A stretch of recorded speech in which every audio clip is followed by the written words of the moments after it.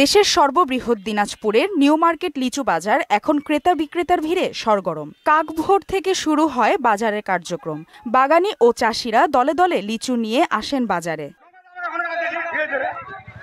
বর্তমান বাজারে মাদ্রাজি, বেদানা, চায়না 3 সহ বিভিন্ন জাতের লিচু উঠেছে। প্রকারভেদে প্রতি হাজার বোম্বাই ও মাদ্রাজি লিচু বিক্রি হচ্ছে 2 থেকে 3 হাজার টাকায়, আর বেদানা লিচু 3 থেকে 7 এবং চায়না 3 6 থেকে 11 হাজার টাকায় বেচাকেনা হচ্ছে। বেদানা লিচু চলতেছে 7.5, 8, 9, 10 পর্যন্ত ভালোটা, আর চায়না 3 চলতেছে 10,000 থেকে 15,000 পর্যন্ত। লিচুর সিজনে আসলে আত্মীয় স্বজন যারা বাইরে আছে তাদের এই লিচুর টানে আমাদের দিনাজপুরের যোগাযোগটা বেড়ে যায়। লিচু নিলাম হচ্ছে চায়না 3 1000 করে নিয়েছি, মানে 100 লিচু 1000 টাকা।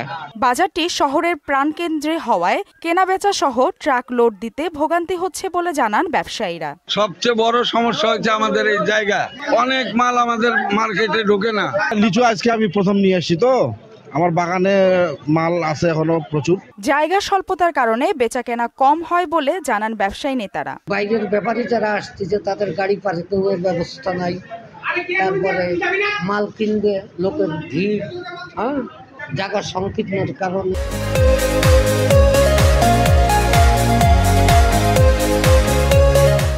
দিনাজপুর জেলায় এবার 5,500 হেক্টর জমিতে লিচু চাষ হয়েছে, যেখান থেকে 30,000 মেট্রিক টন ফলন আশা করছে কৃষি বিভাগ। প্রায় 5,500 হেক্টর জমিতে লিচুর আবাদ হয়েছে।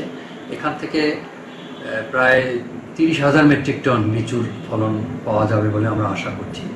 ইতিমধ্যেই কিছু লিচু আমরা বাজারে দেখতে পাচ্ছি। দিনাজপুর জেলায় এবার 500 কোটি টাকার বেশি লিচু বেচাকেনা হবে বলে আশা করা হচ্ছে। মালিহা চৌধুরী, মোহনা সংবাদ।